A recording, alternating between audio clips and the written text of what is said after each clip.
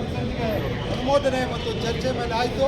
ಅದು ಸರ್ಕಾರದ ಅನುಮೋದನೆಗೆ ಆರ್ಥಿಕ ಇಲಾಖೆಗೆ ಅಭಿಪ್ರಾಯ ಕಳಿಸಿದ್ರೆ ಅವರು ನಿಮಗೆ ವ್ಯತಿರಿಕ್ತವಾಗಿ 23 ತಗೊಳ್ಳಿ ಮತ್ತು 12ರಿಂದ 15% ತಗೊಳ್ಳಿ ಅಂತಕ್ಕಂಥದ್ದನ್ನು ರಾಜ್ಯ ಸರ್ಕಾರದ ವರ್ಗಗಳಿಗೆ ನಮ್ಮ ವೇತನವನ್ನು ತುಲನೆ ಮಾಡ್ತಕ್ಕಂಥದ್ದು ಭಾಳ ಅಕ್ಷಮ್ಯವಾಗಿರ್ತಕ್ಕಂಥದ್ದು, ಭಾಳ ವಿಷಾದಕರ.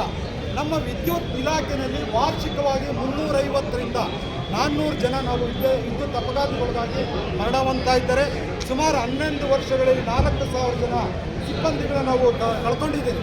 ಇಂಥ ಗುರುತರವಾದಂಥ ಜವಾಬ್ದಾರಿ ಇರ್ತಕ್ಕಂಥದ್ದು, ಹಜಾರ್ಡಸ್ ಇರ್ತಕ್ಕಂಥದ್ದು, ಅಪಾಯಕಾರಿ ವಲಯದಲ್ಲಿ ಕೆಲಸ ಮಾಡ್ತಕ್ಕಂಥದ್ದು, ರೇಡಿಯೇಷನ್ನಲ್ಲಿ ಕೆಲಸ ಮಾಡ್ತಕ್ಕಂಥ ನಮ್ಮ ವಿದ್ಯುತ್ ನೌಕರರು ಯಾರ್ಯಾರು ಫೀಲ್ಡಲ್ಲಿ ಕೆಲಸ ಮಾಡ್ತಾರೆ ಅವ್ರಿಗೊಂದು 20% ಆಯುಷ್ಯ ಕಡಿಮೆ ಆಗುತ್ತೆ. ಒತ್ತಡ 24 ಗಂಟೆ ಒತ್ತಡದಲ್ಲೇ ಕೆಲಸ ಮಾಡ್ತಕ್ಕಂಥದ್ದು. ಯಾವುದೇ ಇಲಾಖೆಗಳ 5ವರೆ ಹೋದರೆ ಪ್ರತಿಯೊಂದರಲ್ಲೂ ನಾವು ಅತ್ಯಂತ ಹೆಚ್ಚಿನ ರೀತಿಯಲ್ಲಿ ಕೆಲಸ ಮಾಡ್ತಕ್ಕಂಥದ್ದು. ಇಂದಿನ ಎಲ್ಲ ರಾಜ್ಯ ಸರ್ಕಾರಗಳು ನಮ್ಮ ಕಾರ್ಯದ ಒತ್ತಡವನ್ನು, ನಮ್ಮ ತ್ಯಾಗವನ್ನು, ನಮ್ಮ ಬಲಿದಾನವನ್ನು ಪರಿಗಣಿಸಿ ನಮಗೆ ಒಳ್ಳೆಯ ರೀತಿಯಲ್ಲಿ ವೇತನ ಪರಿಷ್ಕರಣೆ ಮಾಡಿಕೊಂಡು ಬಂದಿದ್ದರು. ಇದೇ ಸಂದರ್ಭದಲ್ಲೂ ಇದೇ ಸರ್ಕಾರ ನಾನು ಇಂಧನ ಸಚಿವ ನೇತೃತ್ವದಲ್ಲಿ 22% ಅನುಮೋದನೆ ಕೊಟ್ಟು ಮಾಡಿದ್ದು.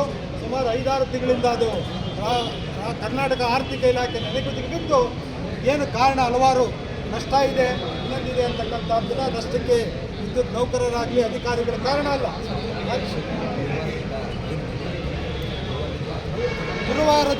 ಗುರುವಾರ 16/3/2023ರಿಂದ ನಾವು ಕೆಲಸಕ್ಕೆ ಹಾಜರಾಗೋದ್ರ ಮುಖಾಂತರ ಯಾರೂ ಸಹಿತ ರಾಜ್ಯಾದ್ಯಂತ ಇರ್ತಕ್ಕಂಥ ಎಲ್ಲ ವಿಭಾಗ, ವಲಯ, ಕೇಂದ್ರ ಕಚೇರಿ, ಶಾಖಾ ವಲಯಗಳಲ್ಲಿ ನಮ್ಮ ವಿದ್ಯುತ್ ನೌಕರರು ಕಾರ್ಯನಿರ್ವಹಿಸೋದಿಲ್ಲ. ಸಾಮೂಹಿಕವಾಗಿ ನಾವು ಗೈರಾಗ್ತಕ್ಕಂಥ ನಿರ್ಧಾರಕ್ಕೆ ಬಂದಿದ್ದೇವೆ. ನಮ್ಮ ಬೇಡಿಕೆ ಈಡೇರೋವರೆಗೂ ಅನಿರ್ದಿಷ್ಟಾವಧಿಯವರೆಗೂ ನಾವು ಮುಷ್ಕರವನ್ನು ಮಾಡ್ತೀವಿ. ನಮ್ಮ ಹೆಸರು ಕರ್ನಾಟಕ ವಿದ್ಯುತ್ ರಸಾಯನ ನೌಕರ ಸಂಘದ ಮತ್ತು ಒಕ್ಕೂಟದ ಅಧ್ಯಕ್ಷ ಲಕ್ಷ್ಮೀಪತಿ ಮಾಡೋದು. ಇದರಿಂದ ಆಗಬಹುದಾದ ತೊಂದರೆಗಳಿಗೆ ಸಾರ್ವಜನಿಕರ ವಿಷಾದವನ್ನು ವ್ಯಕ್ತಪಡಿಸ್ತಾ ಇದ್ದೀವಿ, ಕ್ಷಮೆ ಕೊಡ್ತಾ ಇದ್ದೀವಿ.